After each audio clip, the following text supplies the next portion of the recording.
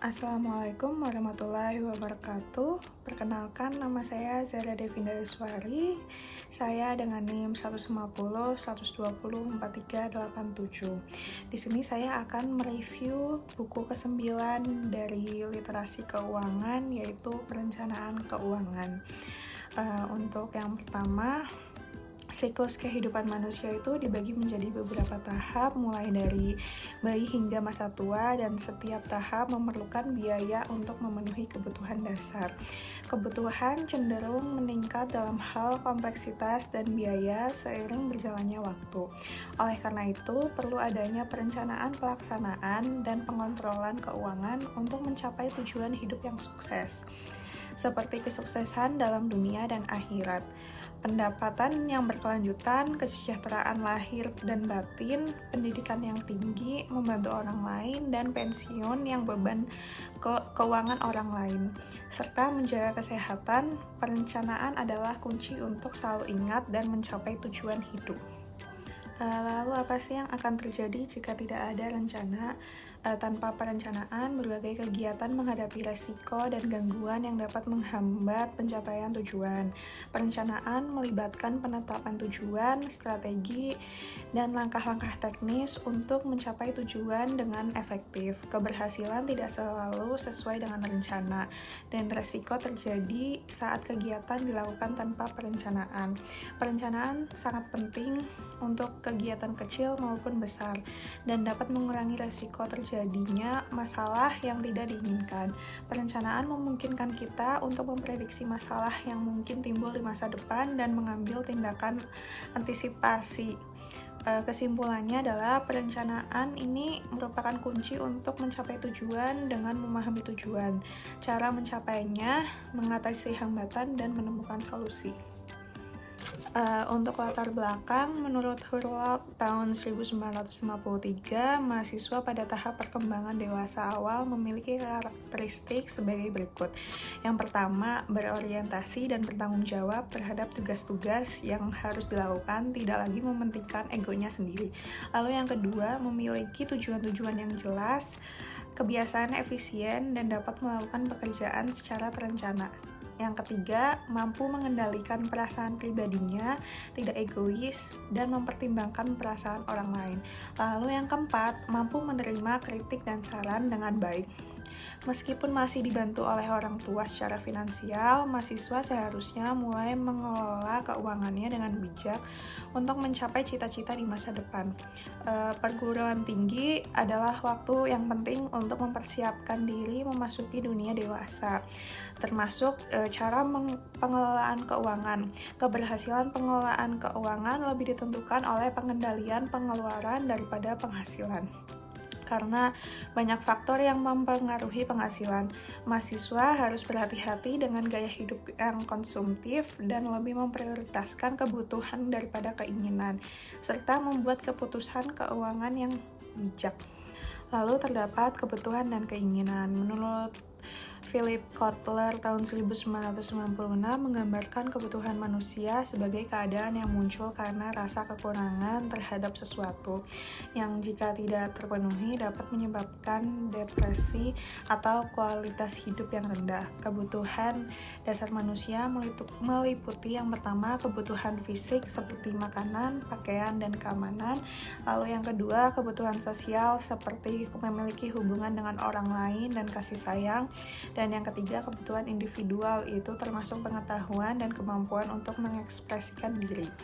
Manusia akan mencari cara untuk memuaskan kebutuhan ini, dan jika tidak bisa, mereka akan berusaha mengurangi tingkat kebutuhan dengan menggunakan sumber daya yang tersedia. Di sisi lain, keinginan adalah hasil dari pengaruh lingkungan, budaya, dan pengalaman pribadi yang dapat berkembang tanpa batas. Para produsen dan pemasar berupaya menciptakan produk baru yang memicu keinginan konsumen untuk membeli.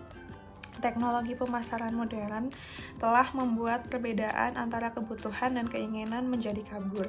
Hal ini telah mendorong masyarakat menjadi sangat materialistis, mengukur nilai seseorang dari kepemilikan material seperti mobil, rumah, atau pakaian daripada berdasarkan kontribusi mereka pada masyarakat dan lingkungan.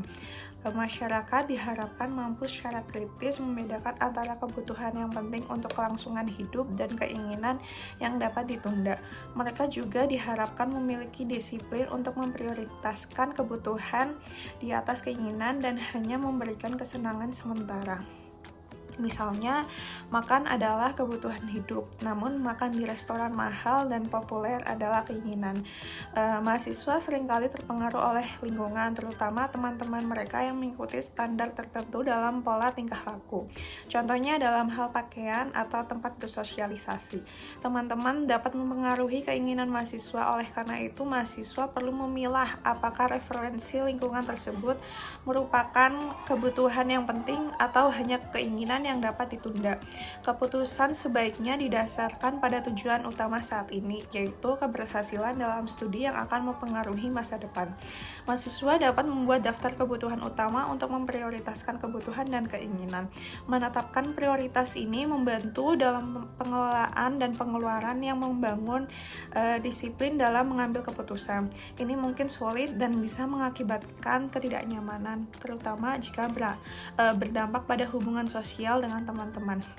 Namun, memiliki impian kuat dan memahami bahwa pengorbanan akan mengarah pada hasil yang diinginkan adalah kunci untuk mempertahankan disiplin dalam pengeluaran.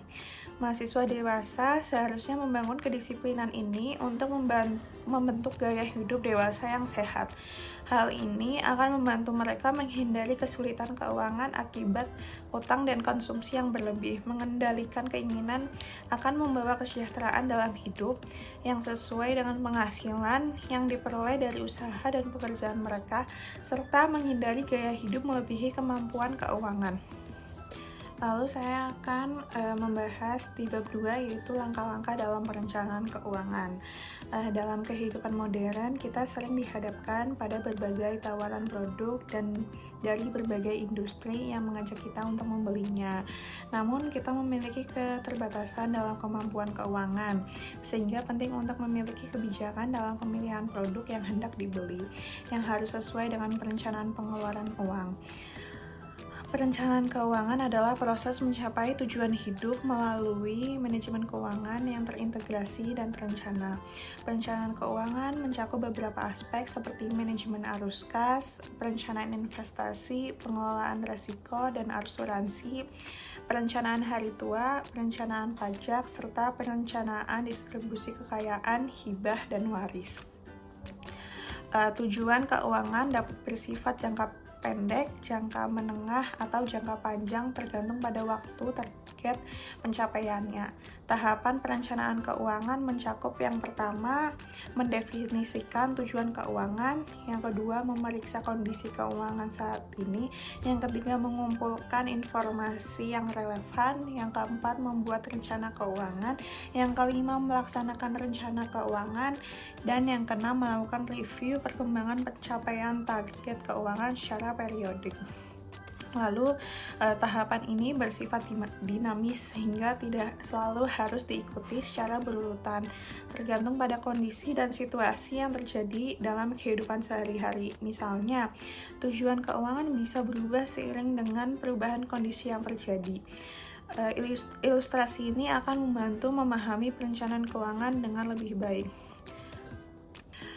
Untuk yang tahap pertama, penentuan tujuan keuangan. Tujuan keuangan dapat dibandingkan dengan tujuan proyek dan dalam penetapannya, yaitu prinsip SMART dapat digunakan. Untuk yang SMART itu yang pertama, spesifik, yaitu tujuan harus dirumuskan dengan kata-kata yang jelas dan lugas tanpa makna ganda. Lalu yang kedua, measurable atau terukur, yaitu hasil yang ingin dicapai harus dapat diukur dengan angka dan mata uang yang jelas. Lalu yang ketiga, attainable, yaitu dapat dicapai. Tujuan keuangan ini terdiri dari beberapa hal dalam tenggat waktu yang sama. Dalam hal ini perlu ada skala prioritas untuk menentukan mana yang akan diprioritaskan jika kondisi tidak sesuai dengan harapan. Lalu yang keempat adalah realistis, yaitu tujuan harus realistis dan mempertimbangkan kemampuan yang ada. Tujuan yang terlalu ambisius dapat menyebabkan frustasi atau masalah keuangan akibat utang yang berlebihan. Lalu yang kelima itu timely, atau jangka waktu. Tujuan harus memiliki batasan waktu yang jelas, yaitu kapan tujuan tersebut akan dicapai. Lalu terdapat tahap satu yang kedua, yaitu konsep nilai uang di masa depan. Dalam penetapan tujuan keuangan, penting untuk memahami konsep nilai waktu uang. Ini adalah konsep lama yang tetap relevan, yang digunakan untuk menghitung berapa nilai uang yang akan dibutuhkan pada masa depan, dengan mempertimbangkan faktor inflasi. Inflasi adalah peningkatan harga barang dan jasa yang menyebabkan nilai uang semakin melemah seiring berjalannya waktu. Untuk contoh, terdapat mahasiswa yang ingin mempersiapkan biaya tugas akhirnya dalam 3 tahun. Dia perlu mempertimbangkan inflasi. Jika inflasi diperkirakan sebesar 6% per tahun, maka biaya sekarang sebesar 10 juta rupiah akan menjadi sekitar 11.910.160.000 rupiah dalam 3 tahun. Ini dapat dihitung menggunakan rumus future value yang ada di sini. Ketika merencanakan tujuan keuangan seperti melanjutkan pendidikan, menikah, memiliki rumah, dan menyekolahkan anak, penting untuk mendokumentasikan dan menghitung biaya yang dibutuhkan. Ini membantu seseorang memahami bahwa biaya untuk mencapai tujuan tersebut tidak akan semakin murah seiring berjalannya waktu. Dengan logika dan perhitungan angka yang jelas, seseorang akan lebih termotivasi untuk mendisiplinkan diri dalam mengatur keuangan. Lalu untuk tahap kedua, memeriksa kondisi keuangan saat ini. Yang pertama, mencatat arus kas dalam laporan arus kas. Mencatat arus kas ke dalam laporan arus kas adalah langkah penting dalam perencanaan keuangan. Laporan ini mencatat semua pemasukan dan pengeluaran setiap hari sehingga dapat memahami posisi keuangan setiap bulan. Dalam contoh catatan arus kas, Anda dapat melihat catatan pemasukan dan pengeluaran selama bulan Mei. Dengan catatan arus kas yang teliti dan teratur, Anda dapat menganalisis pengeluaran Anda yang lebih baik. Ini memungkinkan Anda mengidentifikasi pos-pos pengeluaran yang terlalu besar dan mungkin dapat dikurangi untuk meningkatkan tabungan Anda. Selain itu, Anda dapat melihat jika terdapat defisit antara pemasukan dan pengeluaran yang mengharuskan Anda mencari tambahan penghasilan. Seorang mahasiswa penting untuk menjaga keseimbangan antara mencari tambahan penghasilan dan tetap fokus pada tujuan utama Anda, yaitu menyelesaikan studi. Anda dapat mencari pekerjaan paruh waktu atau proyek-proyek penelitian untuk mendapatkan penghasilan tambahan tanpa mengorbankan studi Anda. Meningkatkan kreativitas dalam mencari peluang tambahan penghasilan juga akan membantu dalam mengelola keuangan. Lalu yang kedua yaitu laporan kekayaan bersih atau neraca pribadi. Neraca adalah alat yang mencatat seluruh harta yang dimiliki sebagai aset dan utang yang harus dilunasi sebagai kewajiban, dan menghitung selisih antara aset dan utang untuk menentukan berapa kekayaan bersih yang dimilikinya. Rumusnya sederhana, yaitu kekayaan bersih sama dengan total aset dikurangi total utang. Aset dapat dibagi menjadi beberapa jenis, termasuk aset lancar seperti uang tunai, aset investasi yaitu menghasilkan keuntungan, dan aset pribadi yaitu yang dinikmati penggunanya. Utang juga dapat dibagi menjadi utang jangka pendek yaitu yang harus dilunasi dalam waktu singkat, dan utang jangka panjang yaitu yang memiliki jangka waktu lebih dari 3 tahun. Yang ketiga, rasio kesehatan keuangan. Evaluasi kesehatan keuangan melibatkan berbagai rasio yang membantu dalam mengukur berbagai aspek keuangan pribadi. Berikut adalah penjelasan singkat untuk masing-masing rasio tersebut. Untuk yang pertama, rasio likuiditas, yaitu dana darurat. Untuk mengukur kecukupan aset lancar untuk mengatasi keadaan darurat, direkomendasikan memiliki 3-6 kali kebutuhan pengeluaran bulanan sebagai dana darurat. Lalu yang kedua, rasio lancar digunakan untuk menilai kemampuan melunasi utang jangka pendek. Jika hasilnya kurang dari 1, berarti seseorang tidak mampu melunasi utang jangka pendek. Lalu yang ketiga, rasio tabungan, mengukur kemampuan menabung dari penghasilan. Semakin besar rasio ini, semakin besar kemungkinan mencapai tujuan keuangan. Investasi bisa menjadi langkah selanjutnya. Lalu yang keempat yaitu rasio utang, menilai seberapa besar harta yang diperoleh dari utang. Semakin besar rasio ini, semakin besar beban keuangan dan resiko keuangan jika terjadi kesulitan pembayaran. Lalu yang kelima yaitu rasio pelunasan utang, mengukur alokasi penghasilan untuk membayar utang. Semakin besar rasio ini, maka semakin berat beban arus kas. Lalu yang keenam, rasio solvensi, yaitu mengukur kemampuan membayar seluruh utang dengan kekayaan bersih. Rasio yang lebih besar menunjukkan kemampuan likuidasi jika dibutuhkan. Lalu yang ketujuh yaitu rasio investasi, menilai seberapa besar aset yang digunakan produktif untuk mengakumulasikan kekayaan. Semakin kecil rasio ini, semakin kurang produktif pengelolaan asetnya. Penting untuk mencatat semua bahwa tidak semua rasio harus dipenuhi secara ideal dalam semua tahapan kehidupan. Setiap tahap kehidupan dapat memiliki kondisi keuangan yang berbeda dan prioritas masing-masing rasio bisa berubah sesuai dengan situasi. Sebagai contoh, ketika keluarga muda memulai karirnya, kemampuan menabung mungkin terbatas dan kompromi harus dibuat. Penting untuk memahami dan mengelola risiko ini dengan bijak dalam perencanaan keuangan. Lalu di sini terdapat tahap yang ketiga yaitu mengumpulkan informasi data yang relevan. Untuk yang pertama yaitu adalah profil resiko. Profil resiko adalah tolak ukur sejauh mana seseorang bersedia menerima resiko dalam investasi. Dalam konteks perencanaan keuangan, profil resiko membantu menentukan jenis instrumen investasi yang paling sesuai dengan tujuan keuangan seseorang. Profil resiko dapat dibagi menjadi 3 kategori. Untuk yang pertama yaitu kategori tinggi. Orang dengan toleransi resiko tinggi bersedia menerima resiko lebih besar dalam investasi, berharap mendapatkan keuntungan yang lebih tinggi. Mereka cenderung memilih instrumen investasi yang beresiko lebih tinggi seperti saham atau reksadana saham. Lalu resiko sedang. Orang dengan toleransi resiko sedang lebih seimbang antara resiko dan potensi keuntungan. Mereka cenderung memilih instrumen investasi yang beresiko moderat, seperti obligasi dengan rating baik atau reksadana campuran. Lalu yang ketiga adalah resiko rendah. Orang dengan toleransi resiko lebih rendah lebih memilih instrumen investasi yang aman dan stabil. Mereka ingin meminimalkan resiko kerugian, bahkan jika itu berarti potensi keuntungan yang lebih rendah. Instrumen investasi yang cocok untuk mereka termasuk deposito, obligasi pemerintah, atau reksadana pasar uang. Penting untuk dicatat bahwa masing-masing individu memiliki profil resiko yang berbeda. Memahami profil resiko pribadi adalah langkah penting dalam memilih instrumen investasi yang sesuai dengan tujuan keuangan. Selain itu, pendidikan dan pemahaman yang baik tentang investasi adalah kunci untuk mengelola resiko dengan baik. Resiko dalam investasi adalah bagian dari proses, dan dengan pemahaman yang tepat, resiko tersebut dapat diminimalkan dan dikelola dengan baik.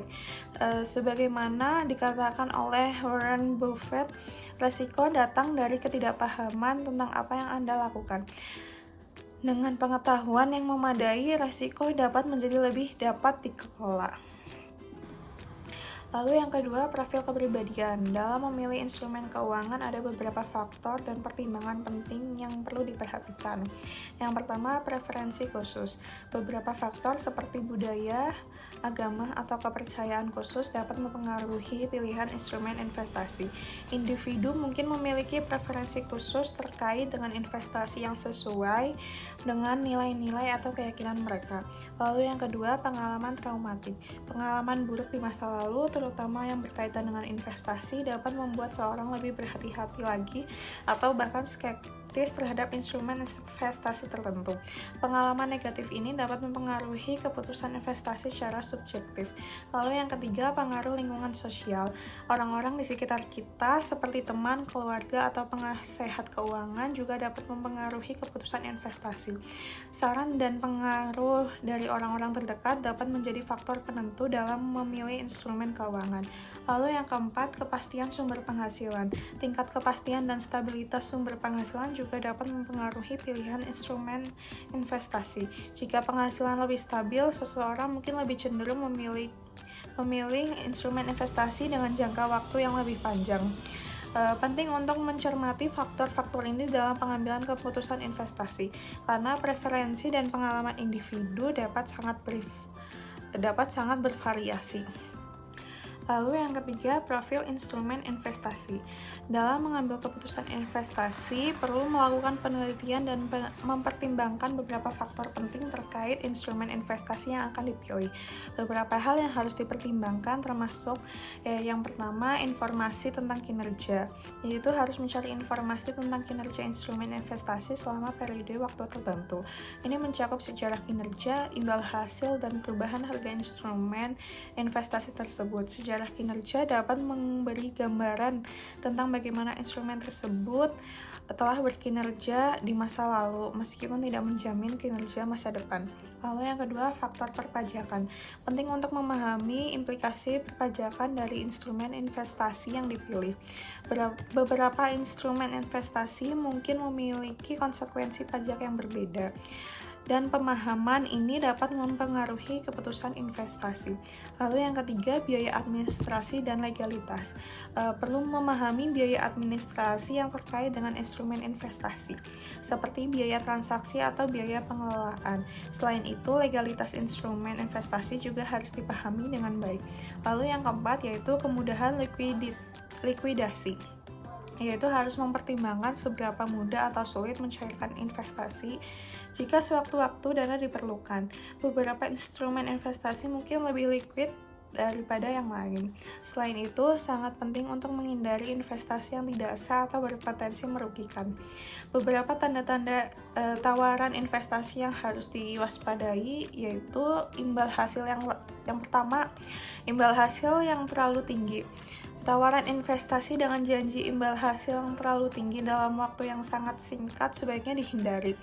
Imbal hasil yang tidak masuk akal seringkali merupakan tanda potensial investasi bodong.